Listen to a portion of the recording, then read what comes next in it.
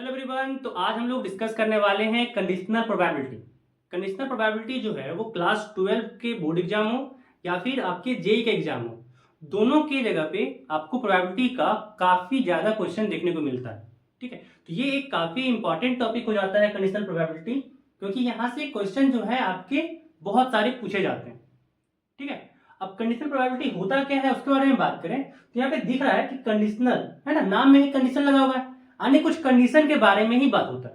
क्या है ये कि भाई कोई इवेंट ए है, ठीक है, उसका प्रोबेबिलिटी निकालना है गिवन दैट कि जो इवेंट बी है वो ऑलरेडी हो चुका है। ठीक है, स्टेटमेंट समझिए क्या बोल रहा है यहाँ पे कि कोई इवेंट ए है उसका प्रोबेबिलिटी निकालना है, और बोला क्या जा रहा है कि कोई इवेंट बी है जो ऑलरेडी हो चुका है, उसी को कहते हैं कंडीशनल प्रोबेबिलिटी। ठीक है, और इसको लिखते कैसे हैं कि पी ए बाई बी, इसको कहते हैं probability of A when B is already occur. ठीक है ना, पी ए व्हेन बी, इसका फॉर्मूला होता है probability of A intersection B by P. ठीक है, इसको एक एग्जांपल समझते हैं, एक एग्जांपल समझते हैं। जैसे यहाँ पे एक एग्जांपल ले रहे हैं। ठीक है, यहाँ पे समझ लेते हैं एक वेन डायग्राम से कि इसको मान लेते हैं कि ये ए है, इसको मान लेते हैं कि ये बी है। ठीक है, यहाँ पे मान लीजिए ये ए बी सी और बाहर डी है, ऐसे समझ सकते हैं। ठीक है, अब देखिए अगर यहाँ पे सिर्फ ए की बात किया जाए, है ना, प्रोबेबिलिटी ऑफ सिर्फ ए की बात किया जाए तो क्या होगा। अभी हम लोग कहने रहे कि ये बी हो चुका है, सो ये बात की बात करें। अभी सिर्फ प्रोबेबिलिटी ऑफ ए निकालना चाहें तो यहाँ पे कह सकते हैं कि भाई यहाँ पे क्या हो जाएगा ए प्लस बी, है ना, बटा A plus B plus C plus D, यानी यहाँ पे हो जाएगा A plus B plus C plus D, है ना, प्रोबेबिलिटी ऑफ ए यही हो जाएगा। लेकिन अगर हम लोग को निकालना है कि probability of A by B, ठीक है, तो इस बार क्या है, इस बार जो है आपका सैंपल स्पेस जो पहले था वो था पूरा, है ना। अब इस बार क्या हो गया कि जो सैंपल स्पेस था वो आपका छोटा होके हो गया यहाँ पे सिर्फ बी प्लस सी। ठीक है, यहाँ पे जो सैंपल स्पेस है वो अब छोटा हो गया, जो सैंपल स्पेस पहले पूरा था वो अब सैंपल स्पेस सिर्फ यहाँ पे बी बन गया। ठीक है, अब इसके अकॉर्डिंग अब हम लोग को प्रोबेबिलिटी निकालना होगा। ठीक है, अब देखिए बात किया जाए, यहाँ पे समझिए प्रोबेबिलिटी हम लोग को ए बाई बी निकालना है।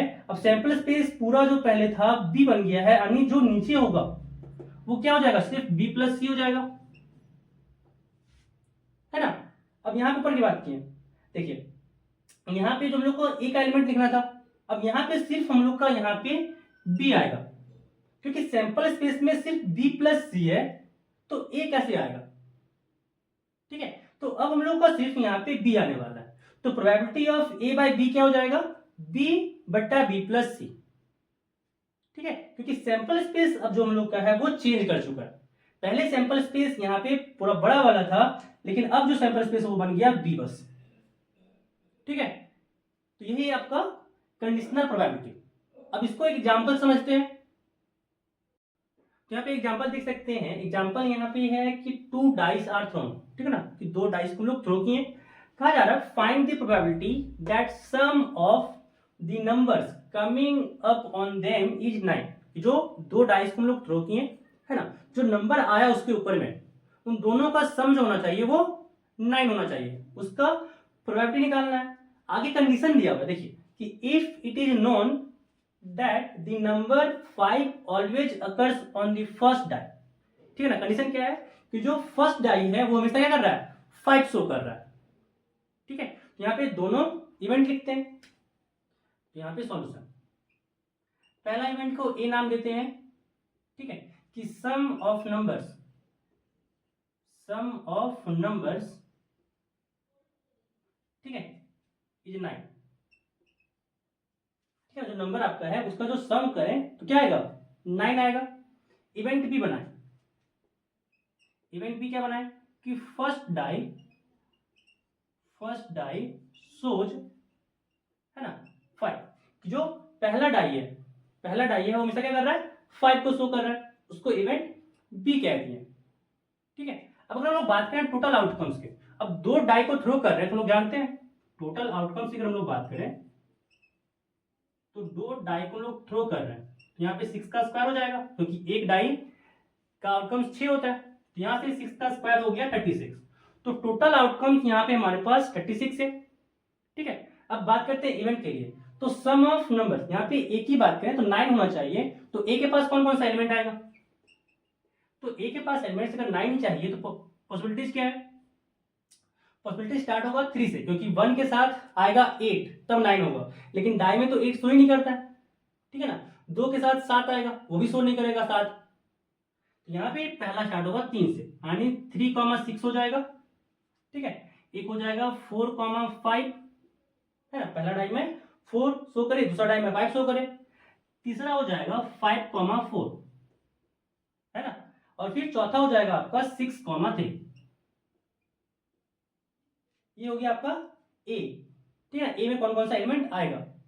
अब इसका यहाँ पे प्रोबेबिलिटी का निकालना, प्रोबेबिलिटी ऑफ अगर हम लोग निकालना चाहें ए, तो ये हो जाएगा 4/36, है ना, 4 क्योंकि 4 है, और फिर फेवरेबल आउटकम्स 4 है, टोटल आउटकम्स 36 है, तो 4/36 हो गया। अब अगर हम लोग बात करें यहाँ पे बी के बारे में, तो बी क्या हो जाएगा? बी के पास एलिमेंट फर्स्ट डाई शोज 5, कि पहला डाई जो है वो 5 शो करना चाहिए, यानी यहाँ पे हो गया 5,1, 5,2, 5,3, 5,4, 5,5 एंड 5,6। ये 6 एलिमेंट होगा, क्योंकि देखिए सब में पहला डाई में 5 शो हो रहा है। ठीक है, तो ये हम लोग का आ गया इवेंट बी। ठीक है, अब अगर इसका प्रोबेबिलिटी निकालना चाहे कि प्रोबेबिलिटी ऑफ बी क्या होगा, अगेन फेवरेबल आउटकम्स को ऊपर लिखना है, तो यहाँ पे फेवरेबल आउटकम्स कितना है? 6 है, यानी 6 हो गया बटा, अब देखिए नीचे टोटल आउटकम्स 36 है, यानी यहाँ पे हो गया 6/36।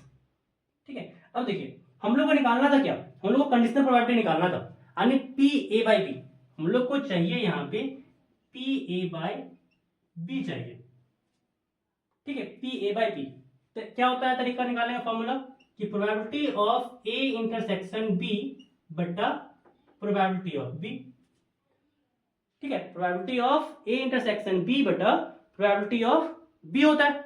अब अगर बात करें हम लोग यहाँ पे कि इसका इंटरसेक्शन ए इंटरसेक्शन बी करें, तो ए इंटरसेक्शन बी में कौन सा एलिमेंट आएगा? देखिए दोनों में कौन सा कॉमन आपको दिख रहा है, तो दोनों में आपको दिख रहा होगा, एक दिख रहा है आपको यहाँ पे 5,4, और कोई दिख रहा है? और कोई नहीं दिख रहा है, यानी हम लोग का जो इंटरसेक्शन में आया वो आया बस 5,4, है ना। और अगर इसका प्रोबेबिलिटी निकालें कि probability of A intersection B क्या होगा, तो probability of A intersection B की बात की है, तो यहाँ पे फेवरेबल आउटकम्स में एक एलिमेंट है और टोटल आउटकम्स में 36 एलिमेंट है, यानी 1/36 हो गया इसका प्रोबेबिलिटी ए इंटरसेक्शन बी का। अब यहाँ पे सारा डाटा को पुट करते हैं। ठीक है, तुम लोग को यहाँ पे निकल जाएगा probability of A by B. ठीक है, जो सम है वो क्या आएगा? 9 आएगा, जब क्या हो चुका है कि भाई पहला डाई जो है वो 5 शो करना चाहिए। ठीक है, चलिए अब यहाँ पे इंटरसेक्शन बी की बात किया जाए, प्रोबेबिलिटी इसका 1/36 है, और अगर देखा जाए प्रोबेबिलिटी ऑफ बी तो वो है 6/36, यहाँ से हो गया 6/36, 36 से 36 कटा, यहाँ पे आ गया 1/6। ठीक है, तो प्रोबेबिलिटी यहाँ पे आ गया ए बाई बी का 1/6। ठीक है, कि भाई सम जो होगा नंबर्स का वो 9 होगा, जब पहला डाई 5 शो कर रहा है, उसका प्रोबेबिलिटी जो है वो 1/6 है।